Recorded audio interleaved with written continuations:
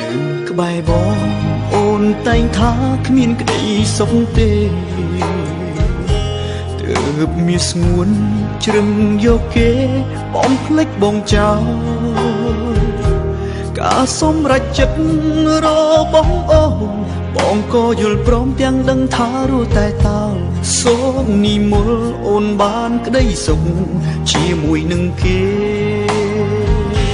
សូមចងចាំថាមានបងម្នាក់ដែលនៅស្នេហ៍មិនផ្លាស់ប្ដូរទោះបីទឹកហូរមិនត្រឡប់ក្រោយតែចិត្តមួយនេះមិនស្ដាយក្រោយឡើយ